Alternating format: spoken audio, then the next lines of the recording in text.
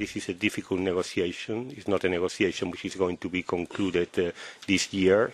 But the groundwork that we will be doing during 2014 is going to be absolutely critical if we want to be sure that hopefully in 2015 we are in a position to bring these negotiations to conclusion.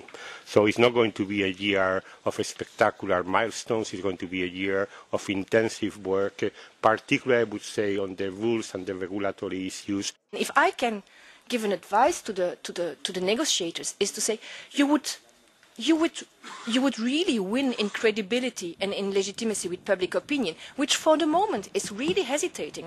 TTIP doesn't have a good image in public opinion. You would really win a lot if you would be less secretive about it. We have done more transparency in this negotiation than either of us have ever done.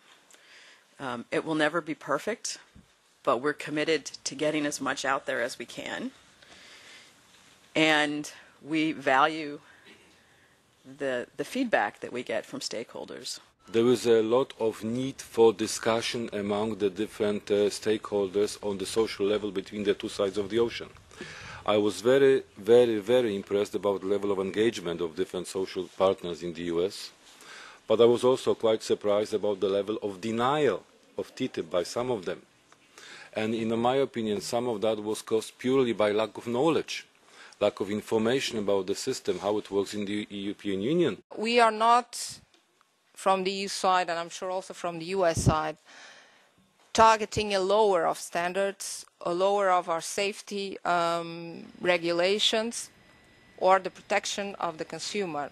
What we are expecting and we are aiming is to avoid what we have today, which is sometimes duplication of texts, of sending different products, whether it is in the EU or in the US market, doing two types of label, one for the EU and another one for the US market, have sometimes duplication of paperwork. The strengthening of the economic and political relationship between the US and the EU.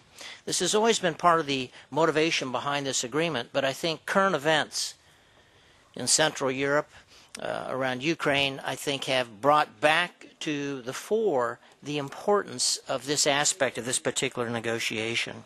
If this agreement matches at least a high percentage of the ambition, and if it is well negotiated in the end, the benefits for growth, jobs, consumer welfare will be very high indeed.